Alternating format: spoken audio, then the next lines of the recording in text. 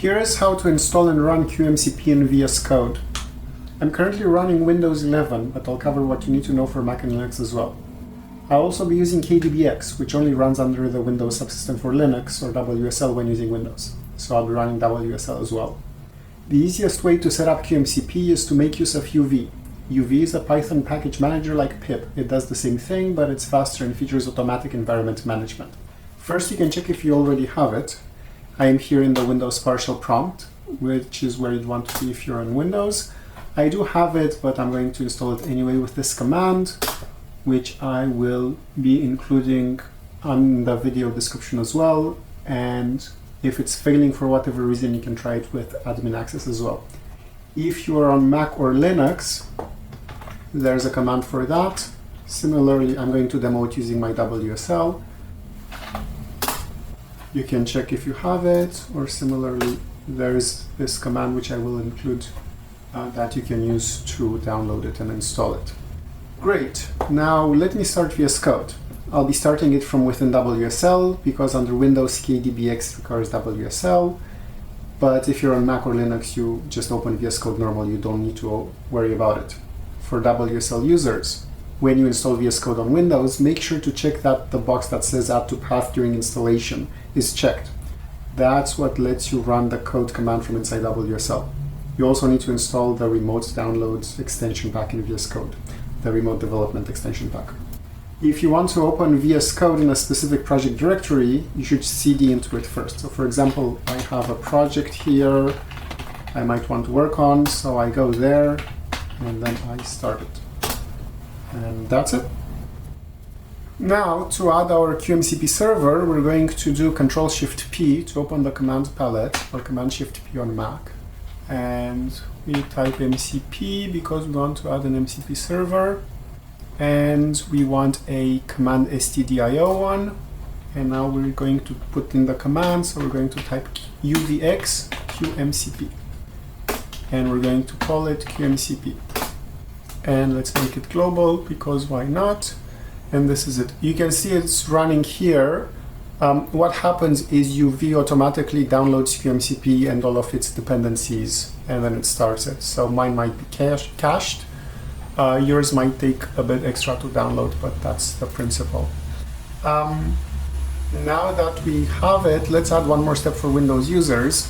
Since we'll want to run qscripts non-interactively in the terminal, let's up the terminal to use WSL. So I'm going to use Control comma to search for settings. I'm going to type terminal integrated default profile Windows, and I'm going to set my default to WSL. Great, that's that. I can close this, and to verify I can open a terminal with Control backtick. And let's open a to process on port 5002. So we have this running in the terminal. Now, while the agent can interact with this terminal directly, in practice it's very slow, as VS Code waits until it thinks the query is done rather than Q notifying the agent it's done. So using qmcp is faster. Let's start the agent. This is Control-Shift-I or Command-Shift-I on a Mac.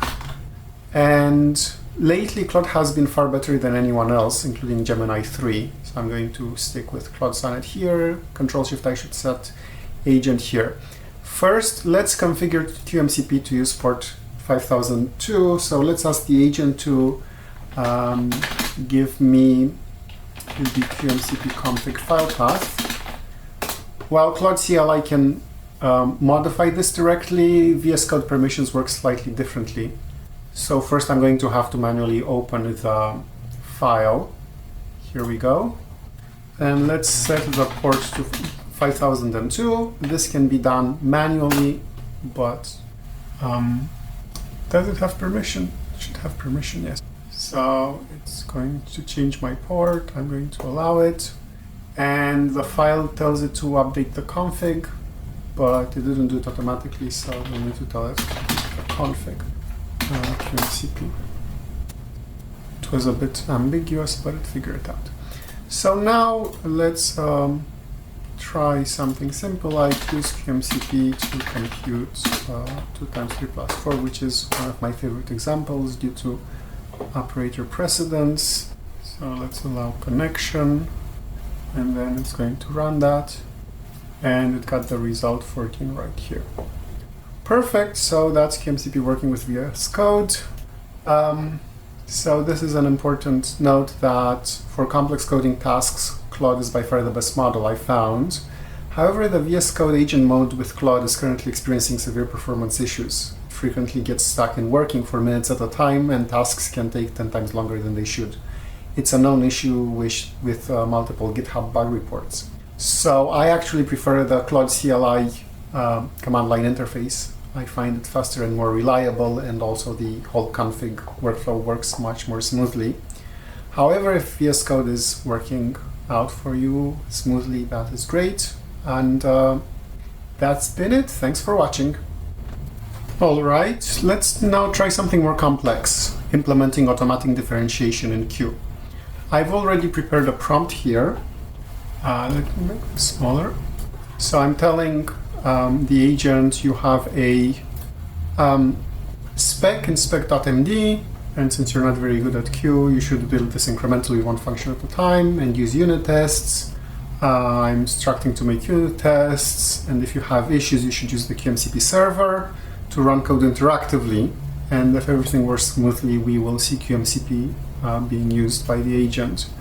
I'm also telling it to read the qmcp help, as it has additional info for setting up unit tests, testing and debugging and whatnot. And I'm telling it can run unit tests like this. The spec explains automatic differentiation. This calculates exact derivatives without numerical approximation errors. This is actually the core algorithm behind training all neural networks, including the LLMs we're using right now. So this is a bit meta. We're using AI to implement the algorithm that trained the AI. This is just a toy problem. For industrial use, you'd call PyTorch from Q, and there's a KX notebook somewhere showing you how. So I have a tiny screen here, but I'm basically saying what the objective is, to use reverse mode differentiation. There's a bit of background on how to use it. I'm providing a spec. It should build an AD function with two parameters f of x. And I'm telling it you should implement these operators that should be differentiable. And then I'm including some constants. Some tests and their expected outputs. Partial evaluation syntax works well with Q. And finally, I'm including some hints. The spec itself was written by Claude during a slightly longer coding session where we had some problems that took longer to figure out. So I've added some hints, how to use value and parse to read the AST graph. And also there was an issue with the type enforcement where you append versus not appending. I will include all of these in Git, and I will provide the link to it. So yeah, there are all these like a bit more obscure Q features, hints that I didn't want to make the video take half an hour to help Claude deal with all of this. So now that I have the prompt here, I can just start a new chat. It did start a new chat. I have the, no, not the spec, I want the prompt, and I can just hit go. And let's see what happens here. I'm going to always allow.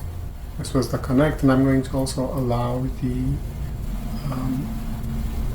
I was going to read the help. It's going to help it with a few testing ways.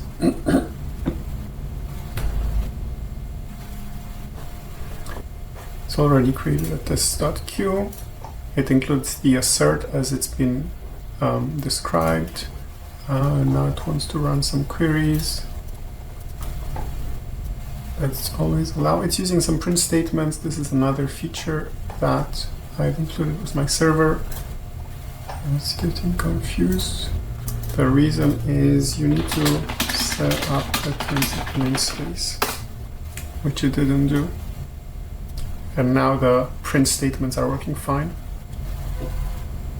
It's exploring the tree structure. You can see it can include multiple prints. Here it's looking at the value of a function object.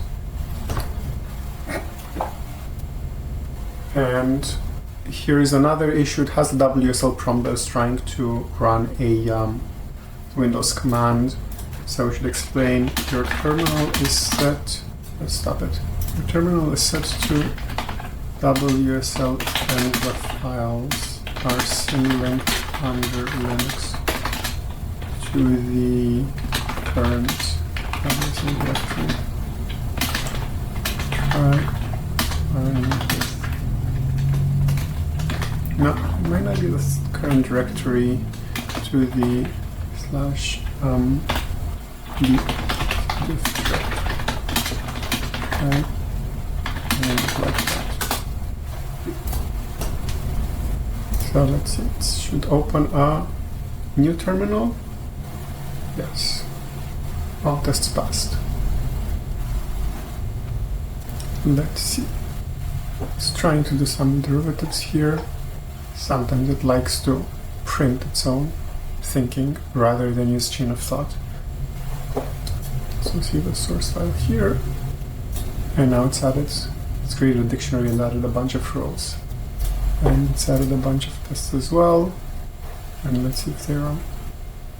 The tests are set up in such a way that it also gets the backtrace, the qmcp help, includes instructions on how to do that. And it's run some queries using qmcp to figure out what is wrong.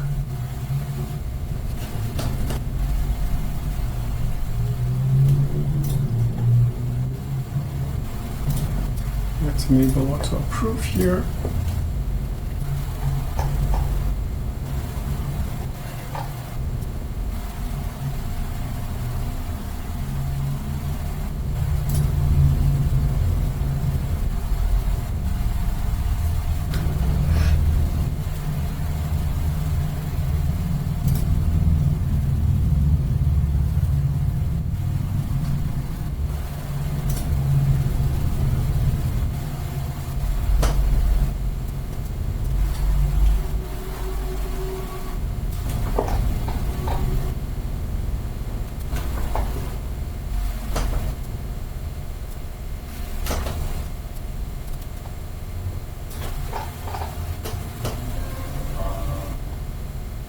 Now we can help it a bit.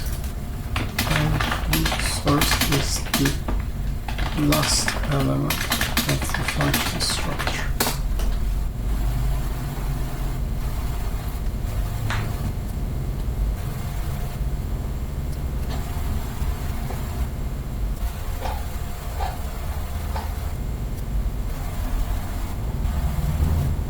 I think I know why the print has a problem.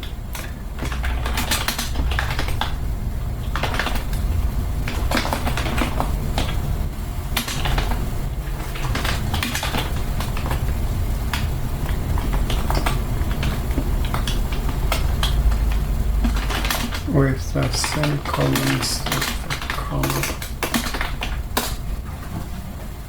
It's ignoring the help again. I think, unlike the Claude CLI, it has a smaller text window, smaller context window. Run another query using print to see if that fixes the print. Yeah. Here we don't have that problem anymore. Great, so it also finished this, so I had a small example prepared. So let's just start q, a.q, and let's define a function. And so we can simply, well, let's make its gradient be graph f is ADF. So now we can compute the gradient of f, well, the derivative, but it's standard torch function name at 3, and we'll get this number. So one thing we can do is we can use the numerical approximation with different epsilons, or h's as they're called. And fortunately my terminal is quite tiny. Can I close the Explorer? Never know how to close these windows. I'll just make this bigger. There we go. Oh, I just need to make this larger console. And we can see that, let's start from a -8 minus 2. So this improves the approximation progressively. Now here the number is way too small, so it doesn't do anything. And this value, this is an exact value, and it's actually somewhere in the middle between these, but you can see the numerical approximation never quite hit it. So that's been my demo. I'm going to upload this to GitHub, and I'm going to include the video. I'm going to include the link in the video description. Thanks for watching.